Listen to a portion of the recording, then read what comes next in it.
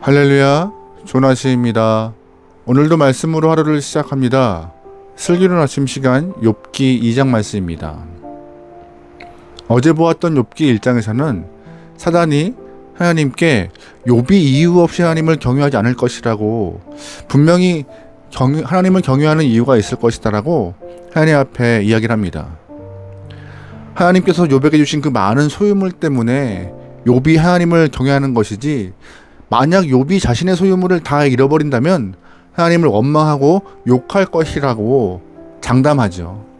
하나님은 사단에게 욥의 몸은 손대지 말고 그의 소유물을 사단마귀에게 맡기셨습니다. 큰 부자였던 욥은 한순간에 모든 소유물을 빼앗겼는데요. 안타깝게도 자녀들도 모두 잃어버렸습니다. 가슴이 아팠지만 놀랍게도 마지막까지 하나님을 원망하지 않았습니다. 오늘 본문에서는 사단이 한 번 더 하나님 앞에 서게 됩니다. 그리고 하나님은 사단에게 욥의 믿음을 자랑하고 계세요. 하나님의 입장에서는 모든 것을 잃어버린 욥이 마지막까지 하나님을 향하여 원망하지 않고 그 믿음을 지키는 모습이 얼마나 이쁘셨겠어요. 누구에게도 자랑하고 싶을 만큼의 귀한 믿음이었습니다. 하지만 사단은 이번에도 한 번 더 하나님 앞에 도발을 합니다. 5절 말씀이에요. 이제 주의 손을 펴서 그의 뼈와 살을 치소서. 그리하시면 틀림없이 주를 향하여 욕하지 않겠나이까. 아멘. 사단은 욥이 자신의 몸에 병이 생기면 그 고통 때문에 하나님을 원망할 것이라고 하나님 앞에 장담합니다. 하나님은 사단에게 욥의 생명을 건드리지 않는 조건 한해서 욥의 몸을 치는 것을 허락하셨죠. 사단은 욥에게 발바닥부터 머리끝 정수리까지 종기가 생기게 했는데, 욥의 그 극심한 가려움 때문에 고통의 시간을 보내고 있었습니다.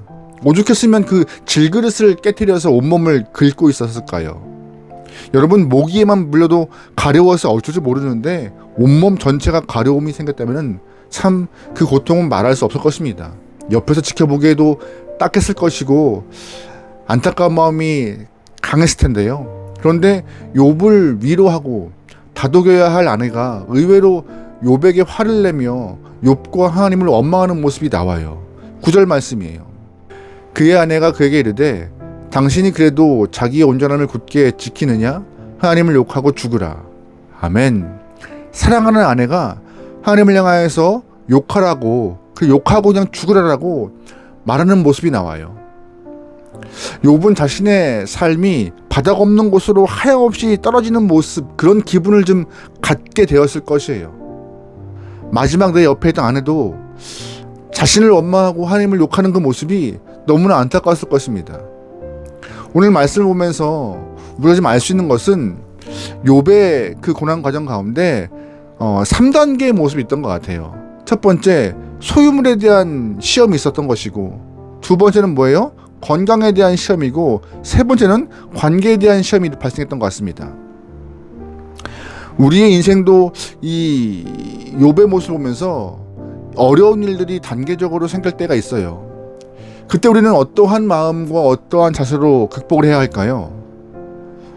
오늘 우리가 욥이 당한 이 어려움 보면서 사단마귀가 단계적인 시험을 통해 우리를 하나님으로부터 떼어놓으려고 무던히도 노력한다는 것을 잘 알아야 합니다.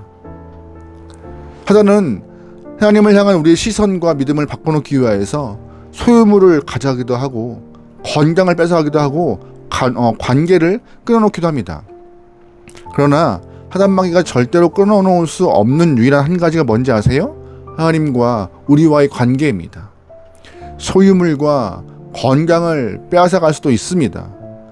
관계가 깨질 수도 있습니다. 하지만 사단마귀가 절대로 범접할 수 없는 것은 하나님이 우리를 사랑하시고 우리가 하나님의 자녀라는 사실, 그거 하나만큼은 바뀌지 않는 거예요. 그런데 우리가 가끔씩은 착각하고 오해하는 것이 있습니다. 우리의 소유물이 우리를 향한 하나님의 사랑 전부라고 생각할 때가 있어요.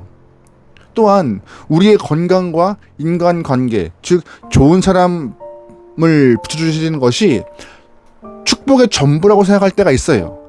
그러다 보니 소유물을 잃고 건강을 잃고 관계가 깨지면 하나님을 향하는 원망이 생기고 자연스럽게 하나님을 부정하는 일이 발생하는 것이죠. 그래서 하단마귀는 많은 사람들이 가지고 있는 그런 잘못된 생각을 가지고 시험을 하여서 하나님과 관계를 끊어놓으려고 우리를 넘어뜨리기 위하여서 무던히 노력합니다. 사실 여러분 한번 곰곰이 생각해 보세요. 우리가 태어날 때 정말 아무것도 갖고 태어나지 않았습니다. 우리가 지금 가지고 있는 소유물들은요, 하나님이 우리의 인생을 향하여서 베풀어 주신 선물들이에요. 그럼 질문 하나 드려볼까요? 여러분, 선물이 사라진다고 해서 하나님이 떠나시는 건가요? 아닙니다. 선물은 선물일 뿐이고 하나님은 언제나 그 자리에 계신 것입니다. 사단이 하나님과 우리의 관계를 끊어버리기 위하여서 하나님이 우리에게 주신 선물, 소유물도 치고 건강도 치고 관계도 파괴한다 할지라도 언제나 하나님은 그 자리에 우리 앞에 서 계시는 것입니다. 하지만 어리석은 사람들은 선물을 잃어버렸을 때 하나님을 원망하고 떠나버리는 거예요. 본문의 욥의 아내도 그랬고 우리 주변의 많은 사람들도 그런 일이 발생하는 것이고, 하지만 욥은 하단마귀의 속임수에 넘어가지 않았습니다. 10절 말씀이에요. 그가 이르되 그대의 말이 한 어리석은 여자의 말 같도다. 우리가 하나님께 복을 받았은즉 화도 받지 아니하겠느냐 하고 이 모든 일에 욥이 입술로 범죄하지 아니하니라. 아멘. 여러분, 빼앗김이 있을 때, 잃어버림이 있을 때 떠나는 것은 하나님이 아니라 우리입니다. 빼앗김이 있을 때, 잃어버림이 있을 때 원망하는 것도 우리입니다. 본문을 통하여서 우리가 정말 기억해야 할 것은 어떠한 시련도 하나님과 나 사이를 갈라놓지 못함을 꼭 아셔야 합니다. 언제부터 소유물이 나의 것이었고, 언제부터 관계가 내 것이었고, 언제부터 건강이 나의 것이었는지 돌아보면서 원래부터 내 것이 아니라 하나님이 우리에게 주신 선물임을, 우리가 지금 누리고 있는 모든 것이 주의 선물임을 꼭 기억하고 깨닫고 감사함으로 반하게 소망합니다. 우리가 이 땅에 태어나면서 내 것이라는 것은 딱 한 가지예요. 어떤 건지 아세요? 하나님이 나를 사랑하시는 그 사랑이에요. 사랑 때문에 소유물도 주시고 건강 주시고 관계도 허락하시는 거였습니다. 그 사랑 때문에 우리에게는 세상 살아가는 가장 귀한 힘을 얻는 것이고, 그 사랑을 믿을 때 능력이 될 줄 믿습니다. 하나님과의 관계 하나만 잘 붙들고 있으면 광야와 같은 인생길에서 모든 것을 잃어버려도 다시 일어날 힘이 있는 것입니다. 여러분, 그러기에 오늘 하루 하나님과의 관계를 의지하여 힘있게 살아갈 수 있는 주님의 귀한 영혼, 주의 사랑을 의지하며 주님을 더욱더 뜨겁게 바라볼 수 있는 하나님의 귀한 영혼 되기를 주의 이름으로 축원합니다. 아멘. 기도하시겠습니다.